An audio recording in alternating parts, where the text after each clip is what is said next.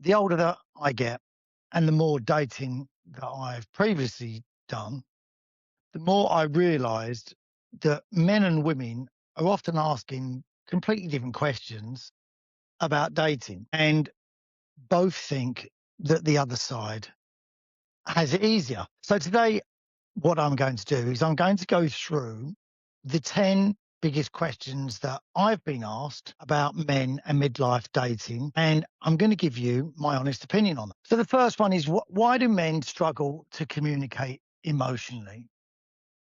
Do they?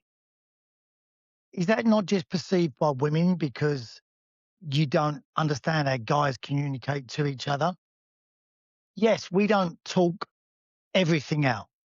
We will skirt around certain issues, maybe, but I don't think that we always lay the whole problem out and our honest opinions because we don't want to feel vulnerable, which is fine. I don't think there's a problem in that. I think it's seen as there's a problem that guys don't deep dive into their emotional state or their feelings. And when they do, it's also perceived by lots of women as being quite weak. They want a man to be a man.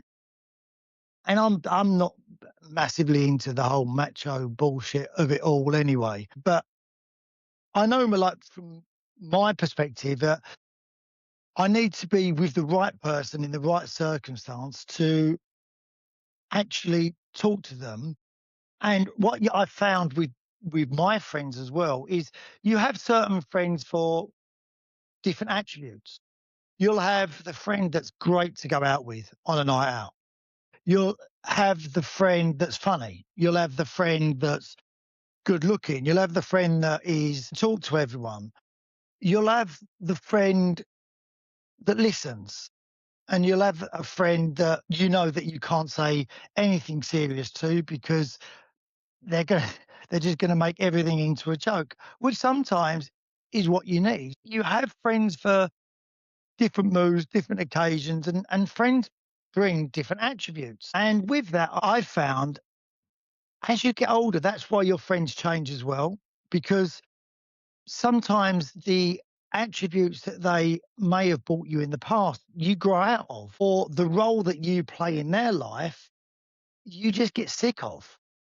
You know, you could always be like, the single friend or the always available friend, whichever it may be. And that may change because that may change for you in your life and you become something different. And you might just go different directions. It doesn't mean that you're not friends.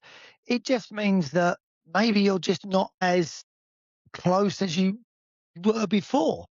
But that happens with all relationships. Relationships are what they are, whether they're like a love relationship or whether they're a platonic relationship. Relationships change as you get older because you change. Guys are well known for slapping each other on the back and sort of just saying get on with it. But that's probably hereditary through thousands of years of men going to war and having to be strong and move forward and that does take a lot of time to pass. I also think that sometimes guys just want to deal with things on their own. They want to deal with things in their own way, and they don't always want someone else's advice on it. If I look back personally in my life as a man, when things have got the worst for me, I've sorted them out on my own.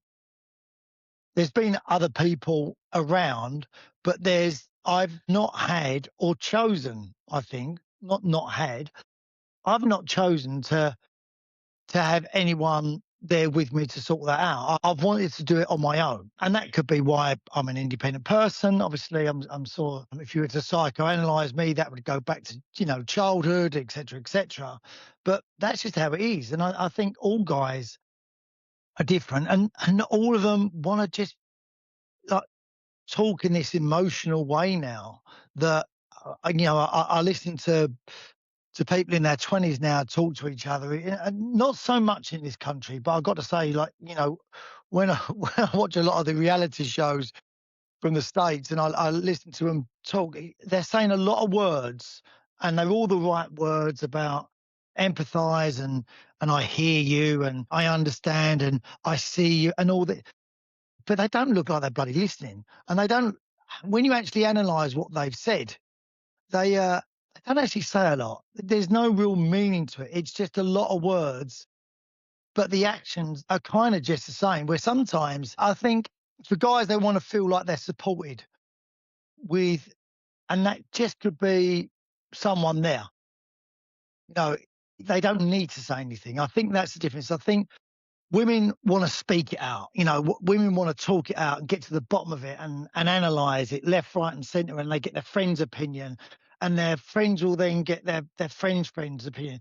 Like, what always amazes me with women, and I always find this amazing, is that women have got the ability to empathize with a story that a woman will tell them about people that they don't know, and they'll be really invested into it. So they'll say, "Well, I've got a friend, and this is happening to them." Now, the person they're telling doesn't know any of these people, but yet they're invested in the story and they're giving opinions, which great, I guess. A guy telling a guy that, they don't care. It's the bottom line. They just don't care. They're not interested that your friend that they don't know is having issues and problems, because it doesn't affect them, and it's not in a selfish way. Before everyone bombards you, go, "Oh, that's why guys are idiots because they're bloody self." They're not. They're just interested in what's around them and what they can affect. And it's like, they realise that everyone's got problems, but if they don't know these people, they don't know these people. They know enough people. I think guys want to be supported in different ways to women sometimes. And it can be just a phone call going, "Hey, dear mate, you're right." Now, if that guy's ready to talk, they'll talk. They might just want to go out and have a drink and have a beer, or, whatever it may be. For a lot of guys, that might be, like for me, I go football on a Saturday. I've always done it. I'll go and play. I'll go in the bar afterwards.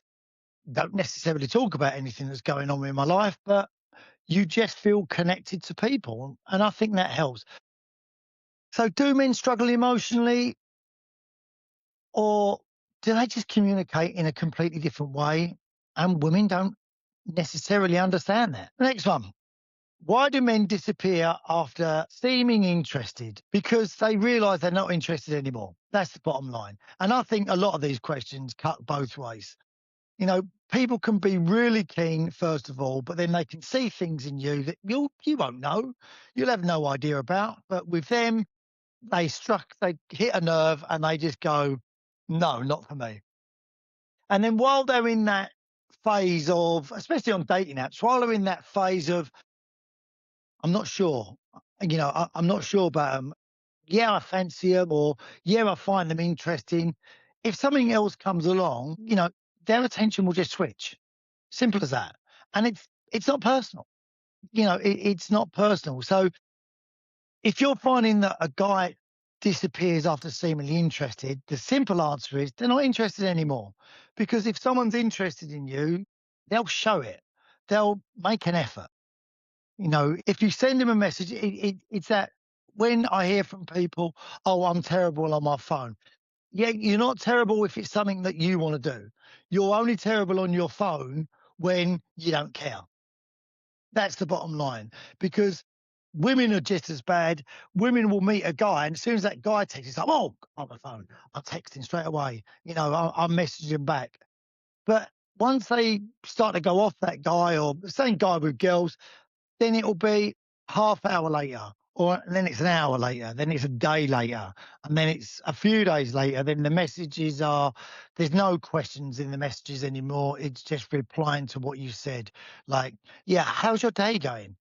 "Yeah, good." Where before, when you meet them, it's like, "Yeah, my day's really good, but I've been thinking about you. How are you doing? What are you up to? What do you want to do?" It all changes. So if you're getting to that stage where, why do men disappear after seeming interested? Simple answer: they're not interested anymore. Move on. And as soon as you move on with a lot of them, and and they're not getting interest, they might come back around to you again anyway. So sometimes that's the easiest thing is don't be so available. And that's not playing games. It's just don't waste your time on people that don't want your time. Straightforward and simple. Do men want love or just peace?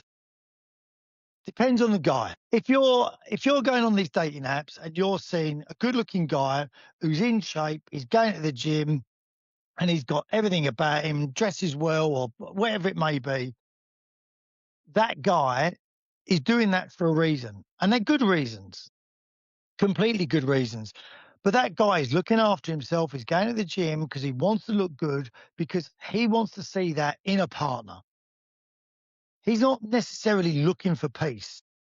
He's looking for excitement. He's going to be looking for sex. He's going to be looking for eventually love, but he wants all those other things as well, because he still wants to enjoy his life.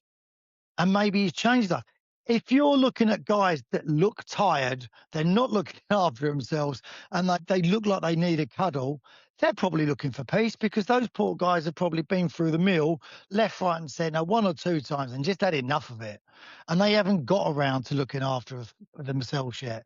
So those guys just want peace. That they just want to meet a nice woman who's going to look after them, and that they can look after, and they can sit down on the couch and enjoy a conversation. But if you're looking at a guy who's, showing you what he's doing to look after himself, he's going to want that reflected in you as well. Doesn't mean he's shallow, doesn't mean that he's full of himself. He just wants to see things in other people that he finds important himself. And if one of those is keeping himself in shape and looking good, the chances are he's going to want that in someone else. That's going to be high on his priority list. He's going to want someone that looks good as well. So that guy, is he looking for peace? He probably wants a piece of something, yeah, but he still wants to live. He's still he's still at that point where he's still living. He's still going out there and enjoying his life, and, he's making an effort for himself to look good, so that can be reflected in someone else he meets. So yes, men want love, but they want love at different stages. Some guys just want peace, but they also want love. But some people, and I think this is women as well, they just had enough of it. They just had enough. They're just tired of all of it. Some people have still got the energy. Some people still love the chase. Some people still love that feeling of like putting on something nice and going out on a date, and they want to feel confident, in what they're wearing and how they look. And we'll talk about this later on, about how dating apps have affected relationships as well, because the dating app experience varies a lot for people. It really does. Outcomes similar, but the actual experience of them very different. Why do some men avoid commitment after divorce? I think when they've come out of a relationship, depending on what kind of relationship they've come out of, and this goes both ways, and I think it's very similar. If people have come out of a relationship where there's been a lack of sex, a lack of passion, they're going to want that first of all. They're going to want to find that in a partner. If they've come out of a relationship where they've not been seen, let's say, they're going to want that. They're going to crave the things that they've been missing. They're going to look for those things in their next partner. But their next partner might be 15 women along. It might be 15 guys along. They might want to just get a lot of stuff out of their system first. I know with a lot of women that come out of divorces, they go through a stage of dating a load of young guys. Good for you. Why not? Men do it. Brilliant. Get it out of your system if you feel that you need to. Some other women will go after something that they've always wanted, and they should have gone after in the first place, but they settled for something different for different reasons. And none of this is bad, guys. I'm not saying this and also it's just my opinion, but none of this is bad. It's just how we are. We're different as people, and it may offend some people, but as I see it, that's how it is. So what can you, what can you do? You can skirt around the subjects, and you can give everything like flowery names, and it doesn't make the answer any different.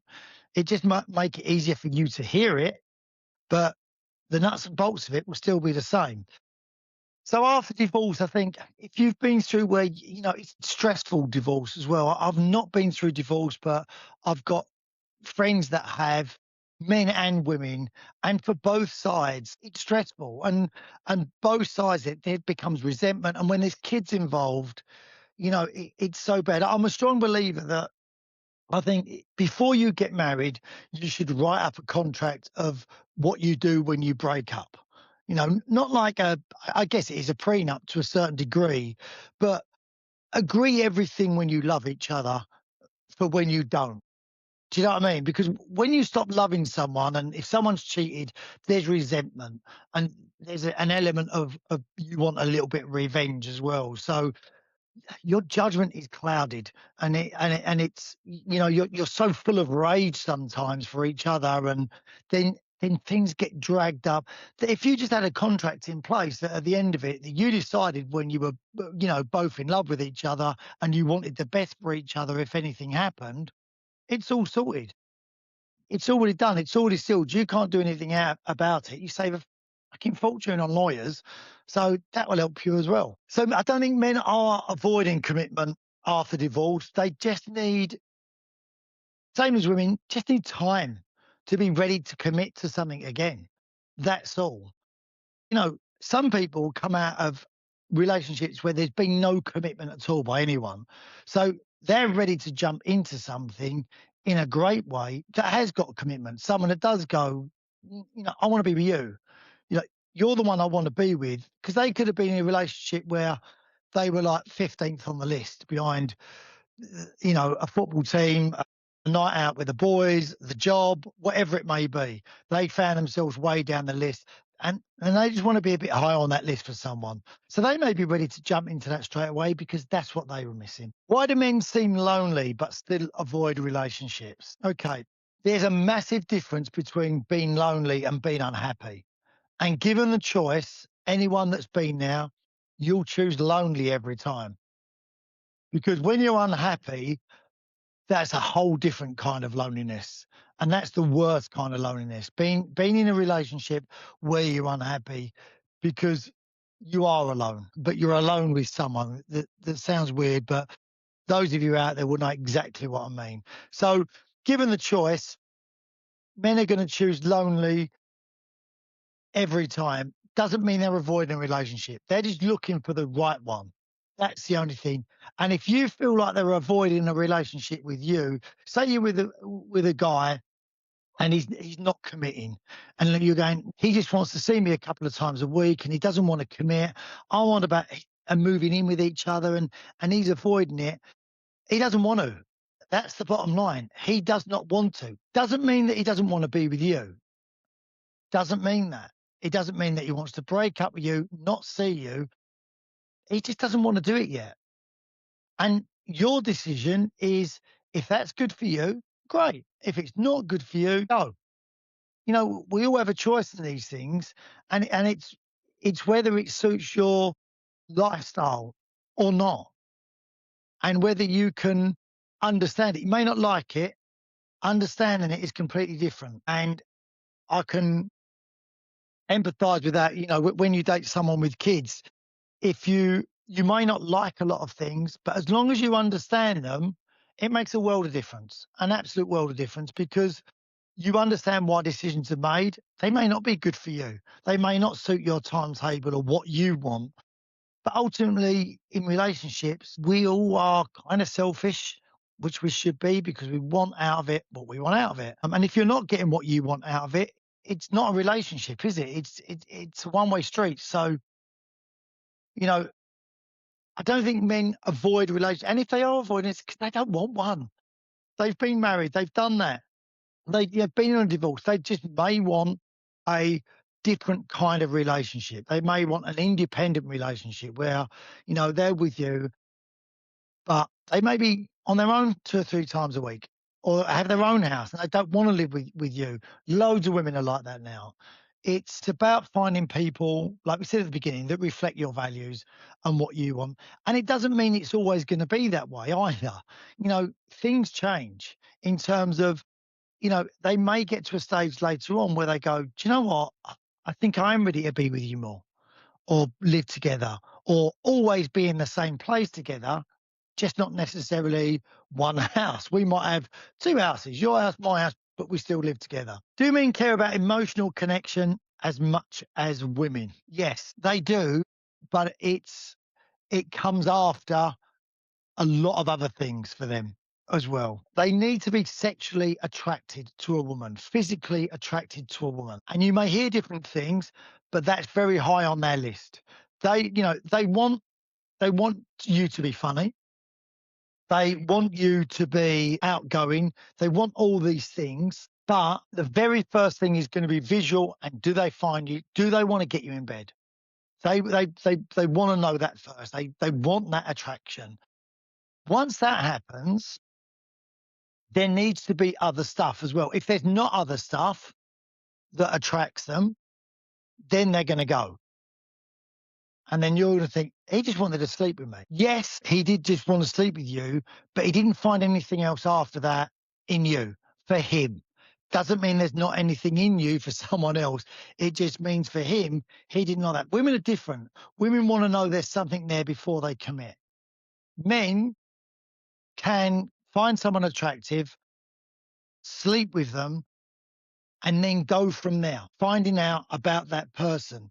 And if that person then they find, doesn't match up to certain things, and this is, this is not on the first date always. This is, you know, 3 or 4 dates into it, let's say, not for everyone, but let's say it's not going to be a calculated thing that women always think that the guys are going, I just want to sleep with her and I'm going to go. It's not that. They want to see what sexual compatibility is like. They want to see if you're sexually connected, and if you're not, then it could be something as simple as, I want to leave the light on. And the other person might go, that could be it. It could be something as stupid as stupid as that. And it's guys want to find that out in women. And I do think women want to find this out in guys. It's just not all people. The emotional connection for guys will come after. The only time that it's different is because, first and foremost, guys need to fancy a woman. Now, I have been in situations where I've fingered a person in particular, actually, that I've dated someone that when I first met them had no attraction to whatsoever. But I became attracted to them after knowing them. And then I fancied them. But if I'd have seen them on a night out for 5, 10 minutes or spoke to them in the bar, nothing would have happened at all. It was only because I happened to be around this person over a period of time that I got to know this person more. So that's probably why people, when they work with each other, that's where they meet a lot of their partners, because they get to know people that when you're meeting people in social dating apps or going out, wherever it may be, you're not getting the chance. You're not committing, like, let's spend 2 weeks with each other and see what happens. It's like, we're going to go out for a coffee, which you've got to do. I've been a massive advocate of that, just have a coffee. But you're literally cramming a person into 20 minutes. So it is going to be about physical attraction in that 20 minutes and like the surface level things that you want to know about a person: voice, habits, general, how they carry themselves, how you come across, and to see whether there's any spark between you. So all that matters to a guy. Emotional connection will come after. And then that's what will give it longevity. If they're finding you funny, if they find you, that you match up with their morals in their life, and the same for you as well. Why do men stay on dating apps if they hate them? Because sometimes for a lot of people, what other choice have they got? If they're not going out, if they haven't got a group of friends that are out regularly and socializing in places where you can meet single people as well, that's different. If they're just going out with a bunch of friends that are going around each other's house having dinner parties all the time, they're not meeting anyone unless someone brings a single friend along. And then that's the worst thing. If you're the only two single people there, I've had that before, where people think, "Oh, he's single, she's single," and it's usually women that do this as well. "Oh, yeah, they'll like them." You just feel like you're being pushed into something. Doesn't mean that you won't get on and it won't work. It just feels like everyone's going, "Oh, that'd be nice because that'd be a nice little group." Doesn't work like that. You know, you've both got to fancy each other, and if you get in them situations, it can be the worst thing sometimes because then you don't want to come across as a wally and being rude. So you talk to the person, and then they're kind of thinking, "Oh, this is good because all our friends get on," and you're thinking, "No, this is not good because I'm not feeling this." So people stay on dating apps because opportunity. It's giving them opportunity. Otherwise, when are they going to meet people? They're not meeting people sitting in their front room. So what other choice do they have? And that's why people do it in spells because they go on it and just can't do it anymore, come off it, and then give themselves 2 or 3 weeks and go, right, okay, let's have another crack then. And then they'll do it again for another 2 or 3 weeks. So that's why men stay on dating apps if they hate them. Are men intimidated by an independent woman? Some are, some can be. Some want to be the alpha in the relationship. Some are happy to be challenged. Some guys, I actually find an independent woman really attractive. I really like it because they've got their own life going on, and I'm an independent person. So I actually do like that. I like a woman that contributes. I've been out with women that have, have been very successful, and they treat you really well. It makes a massive change sometimes, and it's I think for me, if a woman is independent and doesn't want to be looked after, I find women that want to be looked after a bit of a turn off, if I'm being honest, for me personally, because it just it feels really needy. Where women that are independent, they don't need you, they want you. There's a difference. You're not there to satisfy certain criteria. You're there because they like you. They find you funny or they fancy you or whatever it may be. And maybe that's an ego thing. But, you know, I want to feel like someone wants me there. I remember a relationship in my 20s where I was with a great girl and she wanted to get married. But I just felt like she wanted to get married. I didn't feel like she wanted to marry me. I just felt like I was there in a space and time that in her head, she thought that's when she wanted to get married. And I could have been anyone. I think people want to feel wanted for them, for what they bring to relationship. And some people want people in a relationship because they make their life lucrative. They give them a good lifestyle, and that's why they want them. Other people want people because they make them laugh. Other people want people because they're really hot. We're all different. We're all completely different. But not all men are intimidated by independent women. But to the same extent, you know, independent women, are they intimidated by an independent man? Probably not. They probably recognise success and admire it in someone else, but that is right across the board. But a lot of guys will be intimidated by an independent woman because their key card may be what they bring to a relationship. And if what they've brought to a relationship before, let's say, is a flash car, flash holidays, and a big house, and this woman goes, "Yeah, I don't need any of that. What else you got?" That could be them done. It could be like, "Yeah, I ain't got anything else." That's kind of worked for me over the years. I turn up in a Porsche. I'll take you back to where I live, and I'll take you to Barbados for a couple of weeks. That kind of cracks it. And once the woman goes, "Yeah, but I've got a nice car and I've got a really nice house, and I'm sick of Barbados," make me laugh. Yeah, that's where I come in. No, but that's it works the same way. Okay. Why do men seem more emotionally unavailable in midlife? They're not. More, I think men in midlife just know what they want a bit more. They've done their 20s and 30s where they've had a broad spectrum of different relationships, what they want. They could have been in a long relationship where they know what they want or know what they don't want equally as important. So it's not that they're emotionally unavailable. Of course they're available. They're single. If they're single, they're available. Then, otherwise they go join the priesthood. I don't know. But they're available for the right person. They're emotionally available for the right person. If they're not emotionally available to you, that's because they don't want to be with you. If they're not ready for a relationship, that's because they're working other stuff out. They may not tell you about us, tell you about it. They may not want to sit down and tell you all about their life. Let's put it this way. You're going out on a date, girls, women, all of you.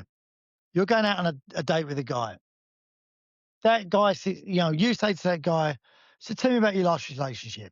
Do you want the guy that goes, we loved each other, we just weren't right for each other, didn't work out? Or do you want the guy that 2 hours later, when you're ordering dessert and thinking, God, what can I get out? I need to get out of here. While he's told you about the divorce, the kids, what she said, you're going to run a mile from that guy anyway. He's emotionally available. He's poured his heart out all across the table for the last hour and a half. How's that going to make you feel? Is that the guy you're going to want? Probably not. So all this, are men emotionally available? You can't dictate about how emotionally available you want them. It's like you want them emotionally available. We just don't want to hear about all of it because you don't want to constantly hear about the ex-wife, the ex-girlfriend, and everything else because you want to look forward. So it's a balance of you want people to be emotionally available at the same time. You don't always want to hear about it. What are men actually looking for now? What are we all looking for now? I think men still want something that they thought about growing up with. And I think this comes from school days about they want a girl on their arm that when they walk into a room, everyone is going to turn around and go, that's what guys still want. They still want to impress their friends with the woman that they're with. That's surface level stuff. They also want a woman that excites them, challenges them, makes them laugh, and has got their back. Do men want someone that's going to nag them, shout at them, criticize them? No, they definitely don't want that. But does anyone want that? Women, do you want that? Do you want someone that's going to constantly criticize you, tell you not doing this, not doing that, and not make you feel special? I think we've got similarities, men and women, that we want. They just come in different orders. I think the things are still the same. They just come at different places. That's all sometimes. So men are still looking for what they've always wanted, their version of happiness, their version of love. And it may not match up with your version of love, but you might find things that you share in common. I honestly think most men in midlife still chasing excitement. Some are chasing peace, but that's because they've lost their energy to chase the excitement. And they're probably the guys that are just, you know, they've not looked after themselves. And this brings me lastly to the dating apps. From the women that I know and I've met in friends or in dating apps, and the same with guys as well. When I've spoke to a really attractive woman or a really good looking guy, they don't struggle on dating apps. They don't. They don't find them hard. They don't find, you know, people not getting back to them. They can cherry pick exactly who they want. After that, the experience is the same. They're still finding that people lie and all the other stories. But most of the women that I've met through social media, in terms of chatting to, when you say, if they're good looking people, they don't struggle on dating apps. That's the top and the bottom of it. And it's a harsh reality, but that's because dating apps are visual. And that's why they don't struggle, because people aren't swiping past them. Most of the time, people are swiping on them. So when they pick up their phone, they're choosing from 30 or 40 people, and they can cherry pick people, and they're going to probably pick the people that represent what they're looking for. The other people that find dating apps harder, and this is the hardest thing, is the people that are like them, they're swiping past as well, and vice versa. They're not swiping on each other because they don't actually want those people visually. They might get on great with those people if if they work with them, because they might find out that that guy is a really good guy. Yeah, he's kind, he's considerate, and he'll do anything for you. But in a picture, you'll see that he's maybe not tall enough, maybe overweight, lost his hair, doesn't seem to have a lot going for him. And then you've got to ask yourself the question, what are you actually looking for then? You can't have we can't have it both ways, every way. We can't be throwing out to people you're emotionally not available and blah blah blah when we all are on dating apps in the same people. It's the good looking ones that we're after, and the ones that could match up with us perfectly. We're swiping past, and men and women both doing this. We're all doing it because we're not in a situation where we can get to know a person, and a bio doesn't cut it. A bio doesn't cut it. A few words could be anything. It could be nonsense. It could be, most of the time it's going to be from Chat GBT or AI. Saying what can I say that's going to impress people. It's going to be visual, guys, and we're not giving each other enough chance to get to know each other, and there's no way around that. That's the top and the bottom of it. There's just no way around that. You've got to be in a place where you're going to speak to someone long enough to get to know them over a period of weeks. And when we're older, when do we get to do that? You know, we don't. So I hope a lot of these things have resonated with you to understand men a bit better. And I'm sure men will agree with me on a lot of the things. We may not be as open to being honest with our feelings, but sometimes, do people want to be that honest with each other without hurting each other's feelings? That's why you get sort of this ghosting on dating apps. People don't want to be honest because fundamentally, people don't want to hurt each other. They really don't. I've always said this. Fundamentally, I think people are good deep down and they don't want to hurt people's feelings. So if they can avoid hurting people's feelings directly, they will do. And that's easier just to ignore someone. Maybe not the right thing. I get it. But to them, it's the easiest way.